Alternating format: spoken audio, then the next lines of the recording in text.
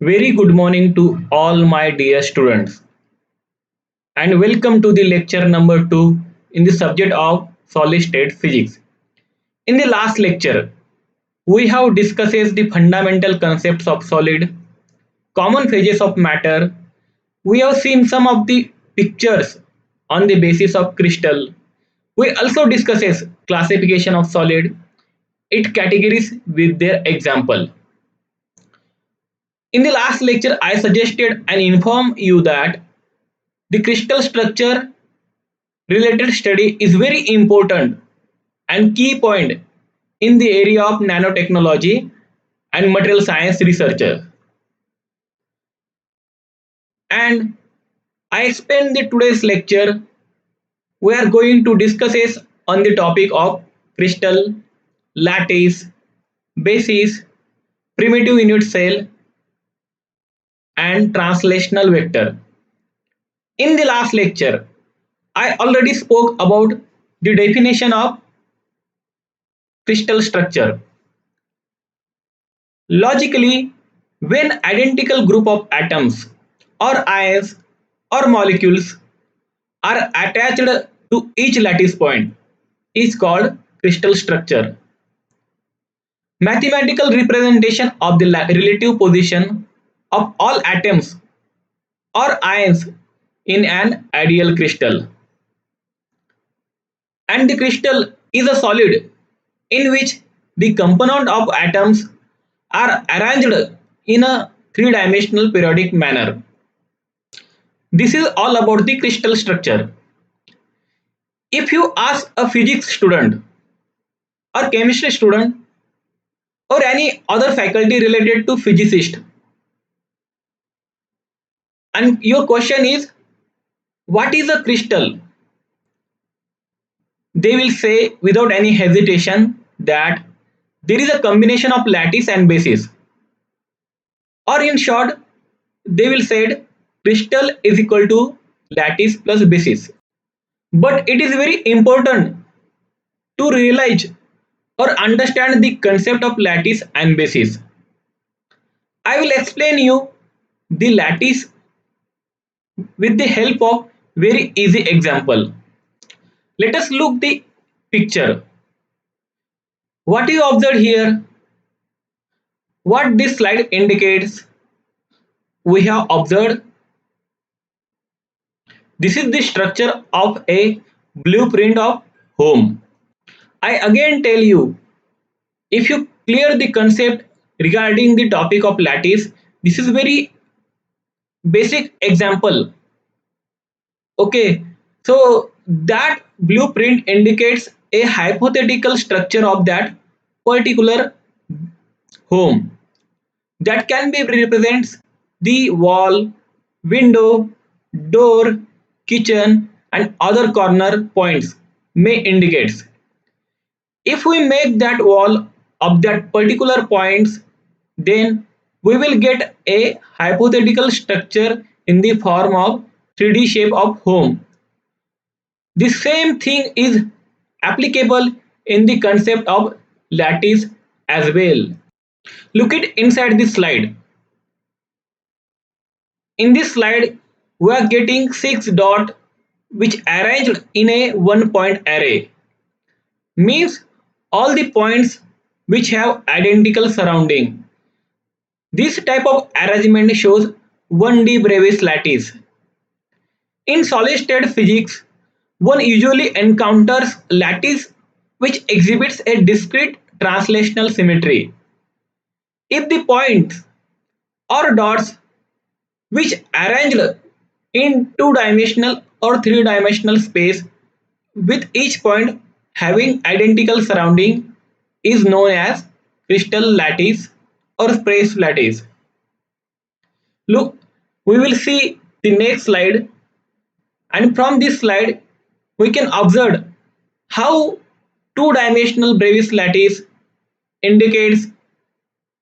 Okay, and in the two-dimensional Bravais lattice we observed each point having identical surrounding. And in next figure, we can observe that three-dimensional Bravais lattice.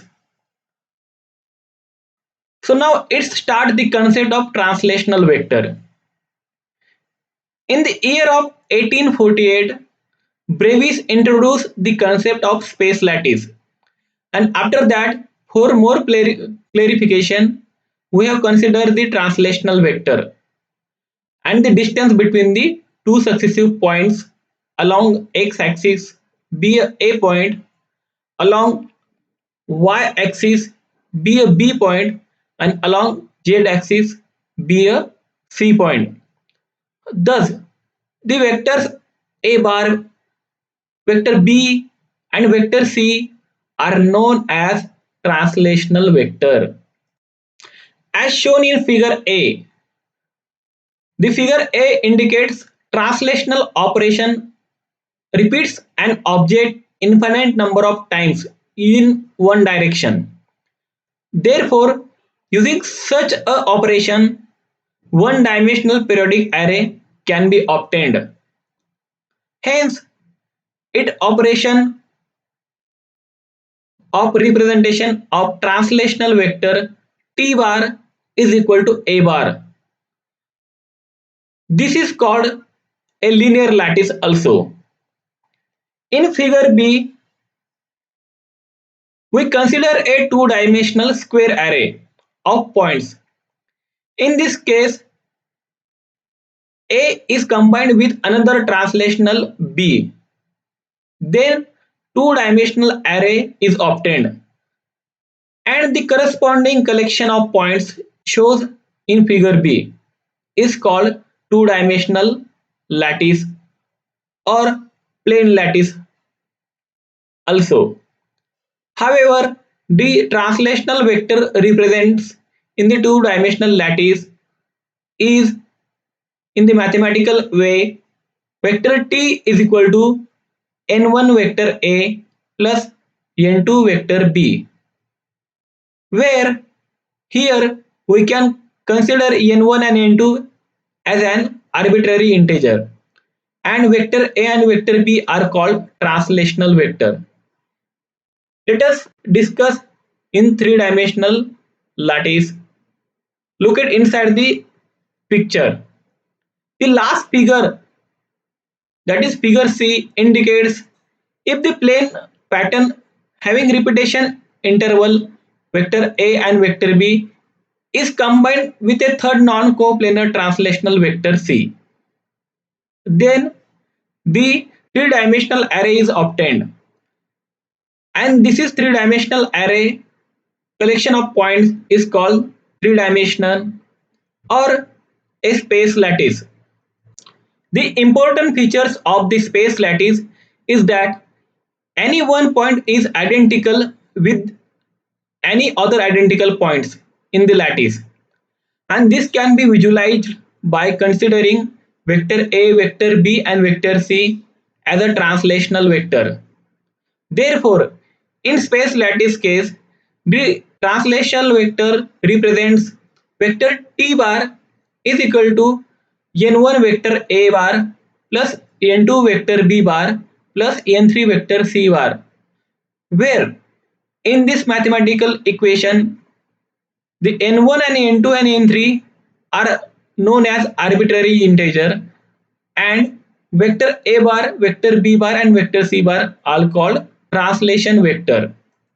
I hope you may clear the doubt of lattice and translational vector and understanding the concepts of lattice and translation vector.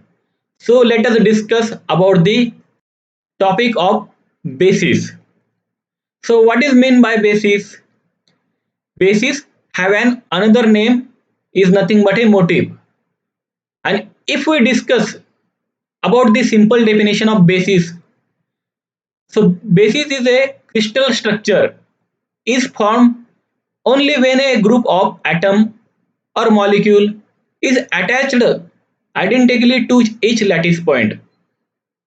The basis is identical in composition, arrangement, and orientation, which is repeated periodically in place to form the crystal structure.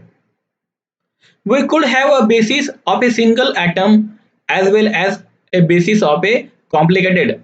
but fixed arrangement of hundreds of atoms as shown in next slide. Two atoms inclined a fixed angle in a plane. So inside the image we can obtain red and yellow dot, that is two dots indicates the basis of the dots. So let us now connect the above basis to each lattice point. So as shown in figure, what we observed in a single slide, we observe that if we connect the basis point into the lattice point, in next case remove the lattice points in a block. But remember that lattice is an abstract entity. Let's see what we have got. If we remove this from this figure all the lattice point, so we will observe that the crystals, we have got an actual two-dimensional crystal in a real space. So we can say that lattice plus basis is equal to crystals. Okay, so it is clear that means in the combination of lattice plus basis is equal to crystal. Finally, if we place the basis onto a lattice point, it is called a crystal. Crystal may available in the form of two dimensional or three dimension, that can be explained in the next lecture. Let us consider the example of crystal or crystal structure. We can consider a NaCl as a basis, and all the corners of that cube structure indicates a lattice point. Okay, if we place this Na plus and Cl minus ions on the lattice point, so this structure indicates a crystal structure. It means that lattice points occupied with the basis points, means the lattice point is negligible if the crystal structure was obtained. In the next way, it means the lattice point is disappear with the help of basis points or basis molecules or basis ions, that is NaCl. Okay, so for the more clarification, we have take one of the simple example. Inside this slide, what we observed a Rubik cube as a crystal lattice. Inside this Rubik cube block, there are many small blocks are located, and these are the small blocks arrangement of complete cubic block. We have to consider a crystal lattice, and there are number of small different dimension of cubics are showing, such as inside the Rubik cube there are white, red, blue, green, orange and yellow colors are also located. If we consider this Rubik cube as a one crystal lattice, however, there are 9 unit cells are located. On the basis of Rubik cube, let us take one more example. The crystal cell, the arrangement of constituent particle in three dimension is known as a unit cell. As shown in the figure, the unit cell represents the constituent arrangement of atoms in a three dimension, and the unit cell is the smallest repeating unit of the crystal lattice, whose representation the complete crystal lattice as shown in figure. In the new slide, we have to talk about types of unit cell.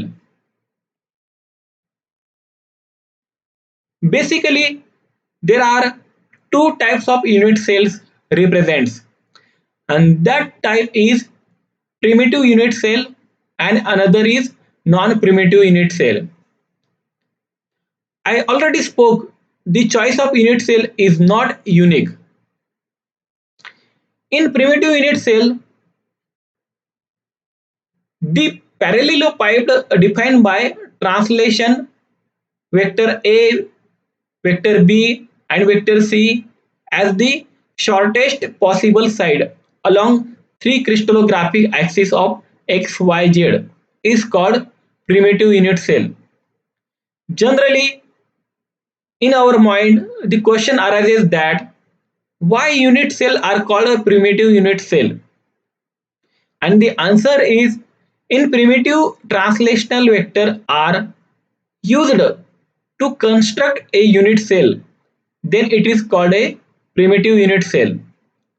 On the other hand, if the non-primitive translation vector are used to construct a unit cell, and this is called a non-primitive unit cell. Look at inside the picture. The parallelepiped defined by translations A1 vector, A2 vector and A3 vector as the shortest possible sides along three crystallographic axes of XYZ called a primitive cell. Shown in the cube figure. Primitive cell is a minimum volume unit cell and has only one lattice point in it. The volume of cube of that unit cell of a primitive cell has defined by primitive translation vector A1, vector A2 and vector E3,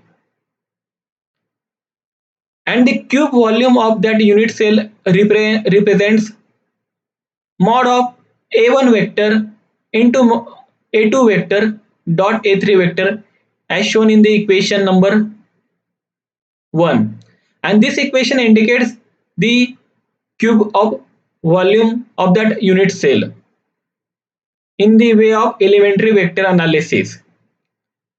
By using this type of equation, we can determine the volume of unit cell of different lattice type, which we can determine in our upcoming lectures.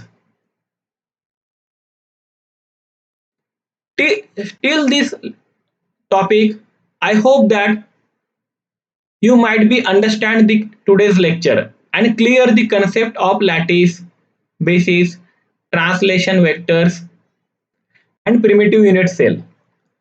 I hope you enjoyed today's lecture too.